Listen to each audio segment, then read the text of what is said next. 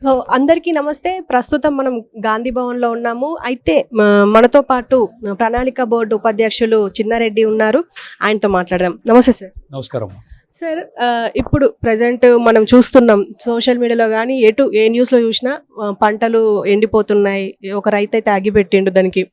అయితే దీనికి కారణం కాంగ్రెసే అని చెప్పేసి కొంతమంది విమర్శిస్తున్నారు. దానికి మీరేమంటారు? ఇప్పుడు ప్రకృతి వైపరీత్యాలు వస్తూ ఉంటాయి. దాని తర్వాత మళ్ళీ నెక్స్ట్ సీజన్లో మంచి వర్షాలు పడితే దాని ప్రభావం ఉండదు. ఇవాళ వచ్చినటువంటి అంటే పోయిన రైనీ సీజన్లో వర్షాలు తగినంతగా లేకపోవడం వల్ల, మరీ ముఖ్యంగా ఎక్కడైతే కృష్ణానది పుట్టిందో, ఎక్కడైతే గోదావరి నది పుట్టిందో, ఎగువ ప్రాంతాలైనటువంటి వెస్టర్న్ ఘాట్స్, ఆ వెస్టర్న్ ఘాట్స్లో వర్షాలు సరిగా లేకపోవడం వల్ల ఇలా కర్ణాటకలో చాలా ఇబ్బంది పడుతున్నారు. బెంగళూరు లాంటి మహాపట్టణంలో తాగునీటి కూడా ఇబ్బందిగా ఉంది. ఆడ వర్షాలు లేకపోవడం వల్ల మన కృష్ణానదిలో నీరు లేదు, గోదావరి నదిలో నీరు కూడా తక్కువగా ప్రవహిస్తూ ఉంది. దానివల్ల ఈసారి రెండో పంటకు నీళ్లు అంటే చివరి దశకు వచ్చినారు. ఇంకొక 2 వారాలు అయితే పంట ఇంటికి వస్తుంది. 1 తడి 2 తడి ఇవ్వాలి. మేము కూడా ఒక ప్రాంతానికి ప్రాతినిధ్యం వహిస్తున్నటువంటి వ్యక్తిగా రైతులు వచ్చి అడిగితే మేము సంబంధిత ఇంజనీర్స్కి మిగతా వాళ్ళకు మేము అందరిని కూడా అడుగుతూ ఉన్నాం. అయ్యా 1 తడి వండి అనే మాట చెప్తే ఉంటే ఇస్తున్నాము. కానీ మంచినీళ్లకు మాకు ప్రాధాన్యత ఇంకా, ఎందుకంటే మనకు మే 13 ఈ పార్లమెంట్ ఎలక్షన్స్ ఉన్నాయి. మనం వర్షాలు పడేంత వరకు జూన్ వరకు తాగునీరు కనుక ఇవ్వకపోతే ఇబ్బంది పడతామని కొంత టేలెంట్ ఏరియాస్లో ఇబ్బంది అవుతుంది. బోర్లు కూడా ఈ భూగర్భ జలాలు తగ్గినాయి కాబట్టి ఈ నీళ్లు లేకపోవడం వల్ల రిజర్వాయర్స్లలో కాలువలలో కొంత ఏరియాలో కొంత పంట అక్కడక్కడ ఎండిపోవడం చూస్తూ ఉన్నాం. మీకు కాదనడం లేదు. దాన్ని ఎన్యూమరేట్ చేయమని ముఖ్యమంత్రి గారు ఆదేశాలు ఇవ్వడం జరిగింది. అకాల వర్షాలు, ఓ పక్కనేమో కాలువలలో నీళ్ళు లేక వేసుకున్న పంటలు కొంత ఇబ్బంది పడుతున్నాం. ఇలా ఉండేటువంటి ప్రాంతాల్లో, పంటలు పండుతున్నటువంటి ప్రాంతాల్లో 16, 17, 18 3 రోజుల్లో ఏదైతే ఉపరితల ద్రోణి ఏర్పడి ఈ అకాల వర్షాలు వచ్చినాయో, వడగళ్ల వాన వచ్చిందో, మనకు ఉత్తర తెలంగాణ ప్రాంతాల్లో ఉండే 9 జిల్లాల్లో కొంచెం ఇబ్బంది అయింది.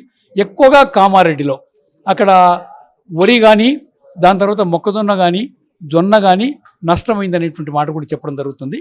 దాని తర్వాత రంగారెడ్డి జిల్లాలో మామిడి పంట, ఉద్యాన పంట ఒక 450 ఎకరాల నష్టం జరిగిందని మాట చెప్తున్నారు.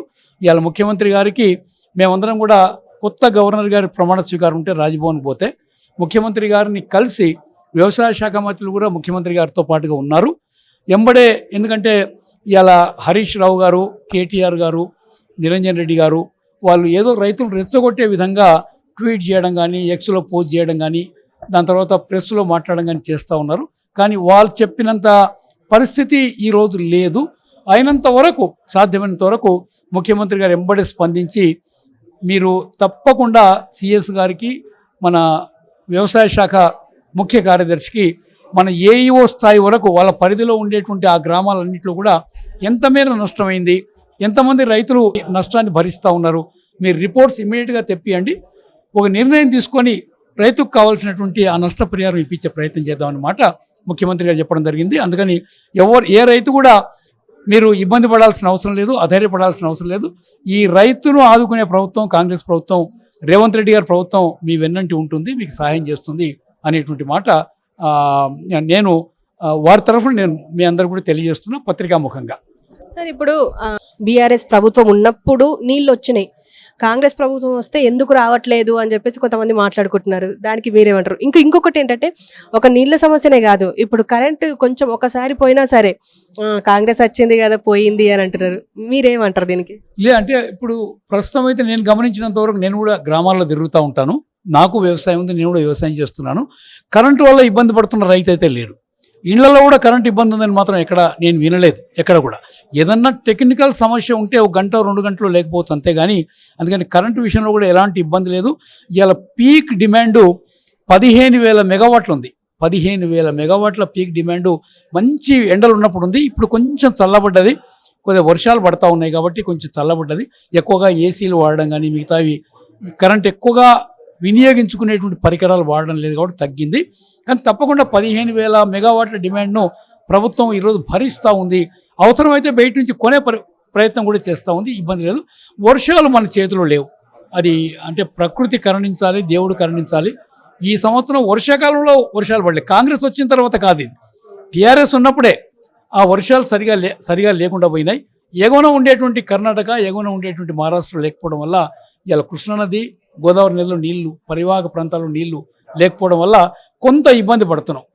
అందుకనే మేమందరం కూడా అంటే మొదలే పోయిన ప్రభుత్వమే కనుక అయ్యా ఈసారి మేము పూర్తిగా నీళ్ళు ఇవ్వలేమనే మాట చెప్పింటేనే అది రైతుల్ని కొంచెం అలర్ట్ చేసిన వాళ్ళం అవుతుంటుంది. కానీ ఎవరు చెప్పలే ఓట్ల గురించి అని. ఎలక్షన్స్ ఉన్నాయి కదా, రైతుకి ఏ మాదిరి చెప్పాలని ఎప్పుడో పంట వేసుకున్నారు. ఇప్పుడు చివరి దశలో ఉన్నాయి. ఒక వారం రెండు వారాల్లో పంట ఇంటికి వస్తుంది. కొన్ని చోట్ల టైలెండ్ ఏరియాస్లో పంట నీళ్లు లేక ఎండిపోవడం జరుగుతుంది. కరెంటు వల్ల మాత్రం ఎలాంటి ఇబ్బంది లేదు. అండ్ సార్, ఇప్పుడు పార్లమెంట్ ఎన్నికలు వస్తున్నాయి కాబట్టి కాంగ్రెస్ ప్రణాళిక ఏముంది? కాంగ్రెస్ చాలా అంటే ఎలక్షన్ స్ట్రాటజీ ఇలా హరీష్ రావు గారికి కానీ కేటీఆర్ గారికి కానీ అదే కడుపు మంట. అంటే చాలా చక్కటి ప్రణాళికతో కాంగ్రెస్ పోతూ ఉంది. కాంగ్రెస్లో ఉండేటువంటి మంత్రులు కానీ అందరు సీనియర్ నాయకులు కానీ ఎక్కడా ఒక తప్పుడు మాట మాట్లాడకుండా, వ్యతిరేకమైన మాట్లాడకుండా అందరు కలిసికట్టుగా పనిచేస్తూ ఉన్నారు. దాని తర్వాత ఇలా స్ట్రాటజీ చూస్తే మీరు ఇలా బీఆర్ఎస్లో ఉండేవాళ్ళు, బీజేపీలో ఉండేవాళ్ళు మనం చూస్తూ ఉన్నాం. ఇలా రంజిత్ రెడ్డి గారు కానీ, దానం నాగేందర్ గారు కానీ, జితేందర్ రెడ్డి గారు కానీ అన్ని పార్టీల వాళ్ళు గతంలో కొంచెం పేరుండే వాళ్ళందరూ కూడా ఈ పార్టీలోకి తీసుకొని వస్తూ ఉన్నారు. మాకేం మిగలకుండా పోతా ఉంది అనే మాట చెప్తా ఉన్నారు. ఇలా ప్రస్తుతం ఉండేటువంటి సర్వేల ప్రకారం చూస్తే బీఆర్ఎస్కు ఏమైనా ఒక మెదక్ అవకాశం ఉంటుందేమో కానీ మిగతా ఎక్కడ ఉండదేమో అనేటువంటి నా అభిప్రాయం. పోటీ కాంగ్రెస్కు బీజేపీకి ఉంటుంది తప్ప బీఆర్ఎస్ ఫీల్డ్లో కూడా ఉండదు అనేటువంటి ఉద్దేశం నాది. అంటే ఇప్పుడు ప్రస్తుతం బీఆర్ఎస్ నుంచి ఇక్కడికి మన కాంగ్రెస్ లోపలికి చాలా మంది వస్తున్నారు. ఇప్పుడు దానం నాగేంద్రే కావచ్చు, ఇంకా మిగతా వాళ్ళు. అయితే ఇప్పుడు వీళ్ళు టికెట్ ఆశించే వస్తున్నారు.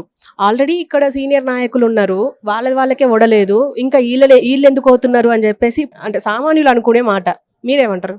అంటే కాంగ్రెస్ పార్టీ గెలిపే ధ్యేయంగా పోతూ ఉంది. నేను 46 సంవత్సరాల నుంచి రాజకీయాల్లో ఉన్నా.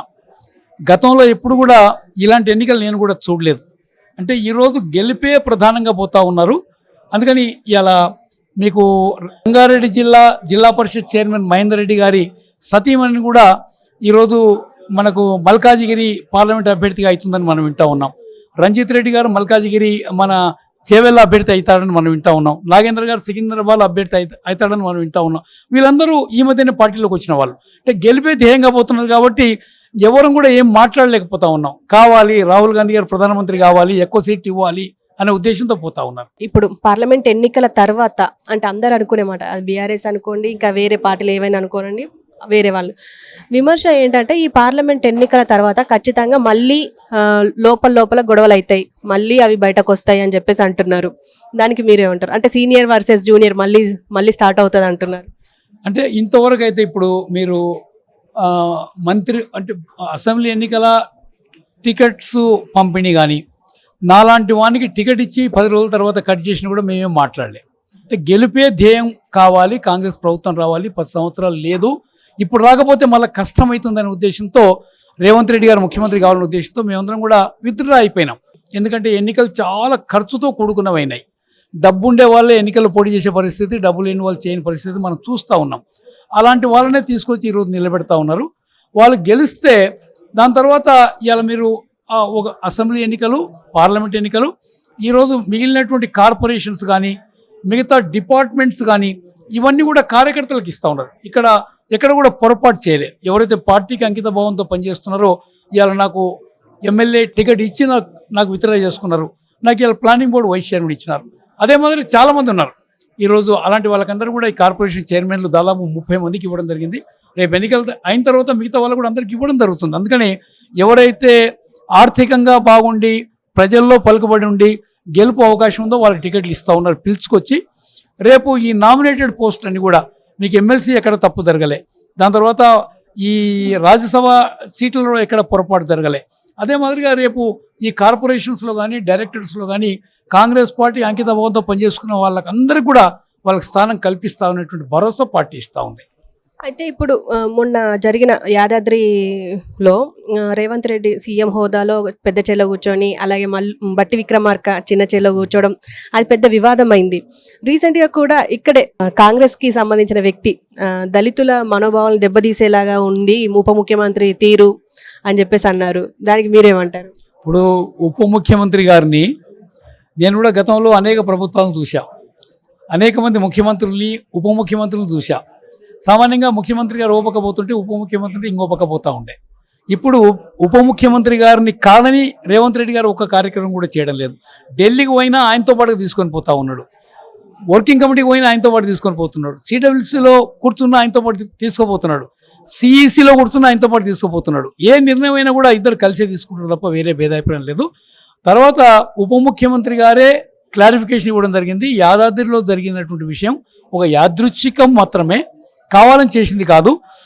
నేనే దేవునికి మొక్కుకున్నా కాబట్టి కింద కూర్చోవాలని అనుకున్నా, ఓ చిన్న స్టూల్ తెప్పించుకొని నేనే కూర్చున్నాను అన్నమాట వారు చెప్పడం జరిగింది. అందుకని దాన్ని పెద్దగా మనం ఆయన అవమానపరిచినట్టుగా భావించాల్సిన అవసరం లేదన్నమాట నేను మనం చేస్తున్నాను. అయితే ఇప్పుడు మళ్ళీ అడుగుతున్నాను, అదేంటంటే ఆల్రెడీ కాంగ్రెస్ ప్రభుత్వం రాకముందే కాంగ్రెస్ ప్రభుత్వం వస్తే కరువు వస్తుంది అని చెప్పేసి అన్నారు.